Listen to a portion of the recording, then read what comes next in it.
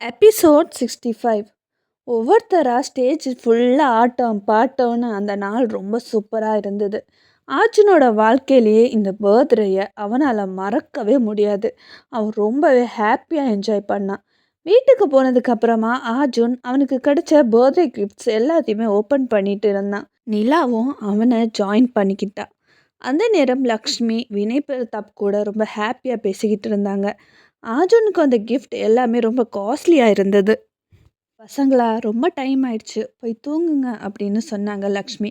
இதை கேட்ட நிலா, அம்மா கொஞ்ச நேரம் இருங்கம்மா, அண்ணனுக்கு கிடைச்ச கிஃப்ட்ஸ் எல்லாம் வேற லெவலில் இருக்குது அப்படின்னு சொல்லிக்கிட்டே அர்ஜுன் கிட்ட, அண்ணா நான் இதை எடுத்துக்கவா அப்படின்னு கேட்டுக்கிட்டே இருந்தா. அவளுக்கு பிடிச்ச கிஃப்ட்ஸ் எல்லாமே அர்ஜுன் கிட்ட கேட்க, அர்ஜுனும் பெருந்தன்மையாக தன் தங்கச்சிக்கு விட்டு கொடுத்தான். அவள் ஆசைப்படுறது எல்லாமே அவளுக்கே கொடுத்தான். இதெல்லாம் பார்த்த வினய்வர்மா அதை அப்படியே ரசிச்சுட்டு இருந்தாரு. அப்போது நிலாவுக்கு ஒரு பெரிய கிஃப்ட் பாக்ஸ் கையில் மாட்டிக்கிச்சு. அதை நான் தான் திறப்பேன்னு சொல்லி அந்த பாக்ஸுக்கு மேலே எழுதியிருக்கிறத படிக்க ஆரம்பித்தா.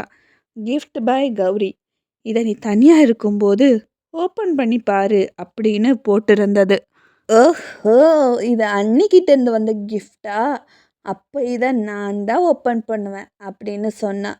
இதை கேட்ட அர்ஜுன், மரியாதை அதை என்கிட்ட கொடு அப்படின்னு சொன்னான். உடனே கொடுக்க மாட்டேனே அப்படின்னு சொல்லிட்டு நிலா ஓட ஆரம்பித்தான். அவன் அவளை துரத்தி 2 பேரும் அங்கும் இங்கும் ஓடிக்கிட்டே இருந்தாங்க. இதை வினய்வர்மா ரொம்பவே ரசித்தார். ரொம்ப வருஷத்துக்கு அப்புறமா அவங்க பிள்ளைங்க இவ்வளோ சந்தோஷமாக விளையாடிட்டு இருக்கிறத பார்த்து சிரித்தார். ஒரு கட்டத்தில் ஓட முடியாத அர்ஜுன், சரி சரி நம்ம 2 பேரும் சேர்ந்து அந்த கிஃப்டை ஓப்பன் பண்ணலாம் அப்படின்னு சொல்லி அந்த கிஃப்ட் கவரை ஓப்பன் பண்ணாங்க. உன் விழிகள் பேசும் மொழியின் அர்த்தம் புரியாமல் தவித்து கொண்டிருக்கிறேன் நான். அதற்கான அகராதியையும் நீயே எழுதிவிட்டாய் உன் கருவிழிகளில் அப்படின்னு எழுதியிருந்தது. இதை படித்த உடனே, ஓஹோ, அன்னி கவிதையெல்லாம் எழுதுவாங்களா அப்படின்னு சொல்லிக்கிட்டே அந்த பாக்ஸ் ஓப்பன் பண்ணான். அதில் இருந்து நிறைய பட்டாம்பூச்சி பறக்க ஆரம்பிச்சுது. அந்த பாக்ஸுக்குள்ளே ஓப்பன் மீ அப்படின்னு சொல்லி இருந்தது. அதுக்குள்ளே ஒரு குட்டி பாக்ஸ் இருந்தது. அதை ஓப்பன் பண்ணும்போது ஒரு கோல்ட் ரிங் இருந்தது. அதுக்கு பக்கத்தில் வில் யூ மேரி மீ அப்படின்னு போட்டிருந்தது. இதை பார்த்த உடனே அர்ஜுனோட முகத்தில் ஒரு குட்டி ஸ்மைல் வந்தது.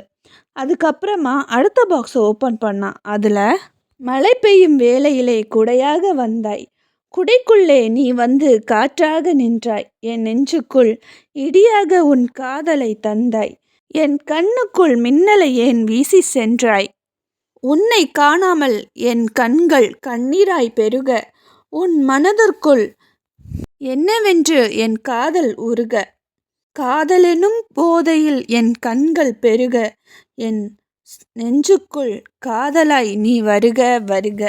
இந்த கவிதையை படித்ததுக்கு அப்புறமா அந்த பாக்ஸை ஓப்பன் பண்ணாங்க. அந்த பாக்ஸுக்குள்ளே சில கிளேயால் செய்யப்பட்ட பல பொம்மைகள் இருந்தது. அந்த பொம்மைகள் எல்லாமே அவங்களோட நினைவுகள்னு தான் சொல்லியாகணும்.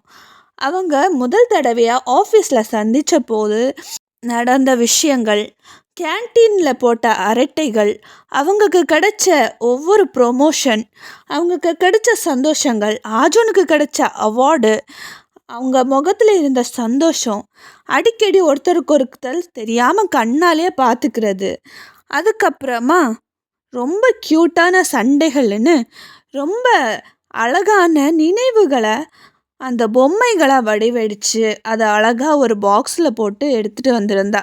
அதாவது கண்ணாடி பாக்ஸில் அந்த நிகழ்வு நடந்த மாதிரியே அந்த ஒரு இடத்த அப்படியே அவர்களால் செய்யப்பட்டிருந்தது. அது ரொம்பவே உணர்வுபூர்வமாக இருந்தது. அவனுக்கு அந்த கிஃப்ட்டு ரொம்பவே பிடிச்சிருந்ததுன்னு தான் சொல்லணும். த பெஸ்ட் கிஃப்ட் எவர் அப்படின்னு அவன் நினச்சிக்கிட்டான். உடனடியாக அந்த கிஃப்ட்ஸ் எல்லாத்தையுமே அவன் ஷோகேஸில் பத்திரமா எடுத்து வச்சான். ஏன்னா என்றைக்குமே அந்த நினைவுகள் அவனை விட்டு போகக்கூடாது அப்படின்னு அவன் நினைக்கிறான். அடுத்த பாக்ஸை ஓப்பன் பண்ணான். உன் இதயத்தை கேட்டுப்பார், ஒவ்வொரு துடிப்புக்கும் ஒவ்வொரு அர்த்தம் சொல்லும், என் இதயத்தை கேட்டுப்பார், துடிப்பின் அர்த்தம் நீதான் என்று சொல்லும். அந்த கவிதையை படித்ததுக்கு அப்புறமா அந்த பாக்ஸை ஓப்பன் பண்ணாங்க. இந்த பாக்ஸுக்குள்ளே ஒரு ஏர்போர்ட்ஸ் இருந்தது. கூடவே டிஜிட்டல் வாட்சும் இருந்தது. அதை பார்த்த உடனே ஆஜுன் சிரிச்சான். நிலா, அண்ணா, உங்களுக்கு தான் இப்போ 2 டிஜிட்டல் வாட்ச் இருக்குல்ல, உங்கள் கையில் இருக்க டிஜிட்டல் வாட்சை எனக்கு தருவியா அப்படின்னு கேட்டா. உடனே அர்ஜுன் ஒரு நிமிஷம் அப்படின்னு சொல்லி அவனோட ரூமுக்கு போய் ஒரு பாக்ஸ் எடுத்துகிட்டு வந்து நிலா கிட்ட கொடுத்தான். அதை ஓப்பன் பண்ணி பார்த்தா அதில் ஒரு டிஜிட்டல் வாட்ச் இருந்தது. அதை பார்த்த உடனே அர்ஜுனை கட்டி பிடிச்சிக்கிட்டு ஐ லவ் யூ அண்ணா அப்படின்னு சொன்னான். அது அவனை கட்டி பிடிச்ச உடனேயே 2 பேருக்கும் ஒரே சந்தோஷம். இது எல்லாத்தையும் வினைவருமாக கவனிச்சுக்கிட்டு தான் இருந்தார். அடுத்து அவன் பாக்ஸை ஓப்பன் பண்ணான். அதுதான் லாஸ்ட் பாக்ஸ். அதுக்கு மேலே ஒரு நொடியில் 1000 கவிதைகள் என் சிந்தனையில் சிறை வைக்கிறாய் உன் கடைக்கண் பார்வையில்.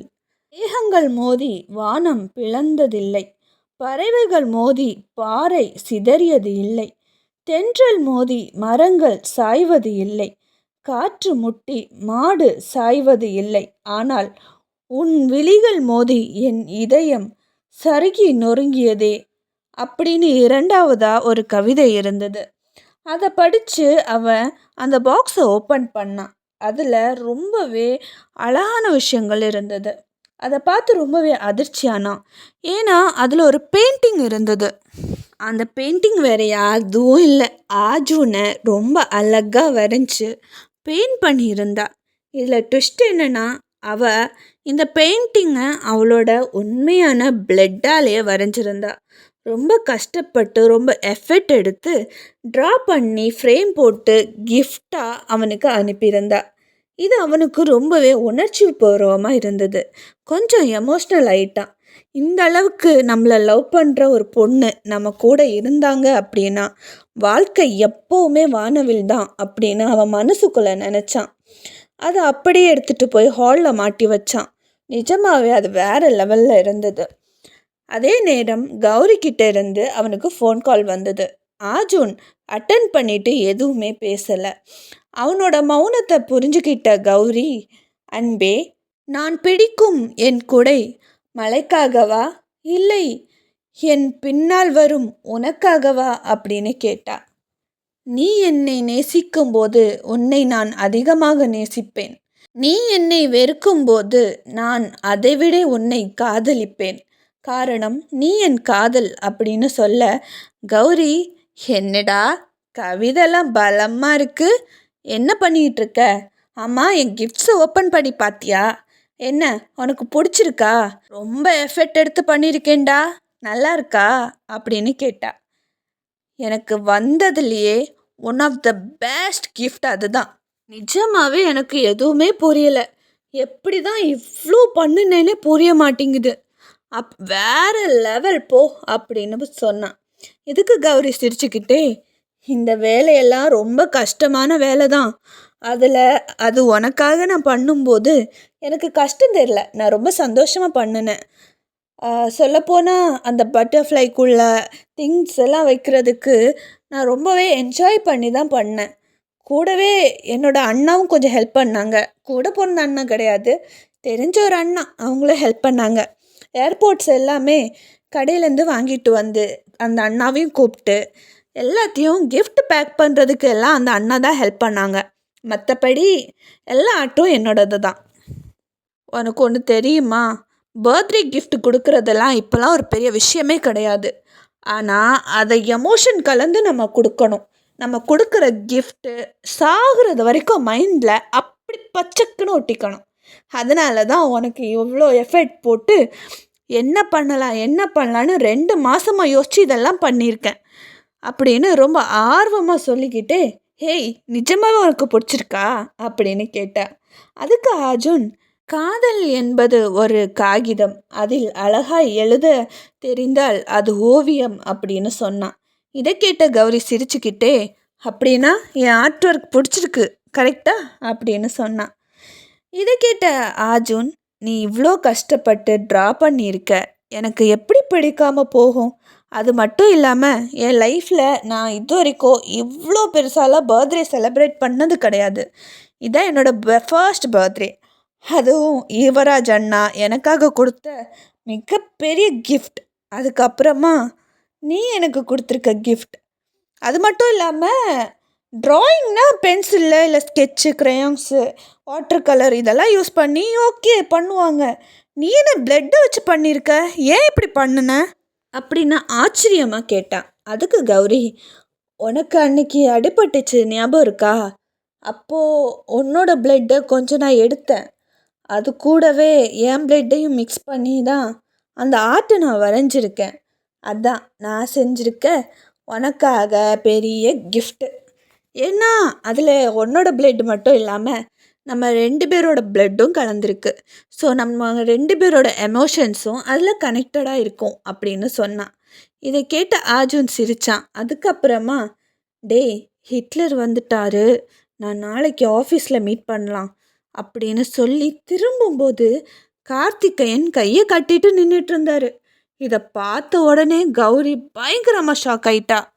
உறவு மலரும்.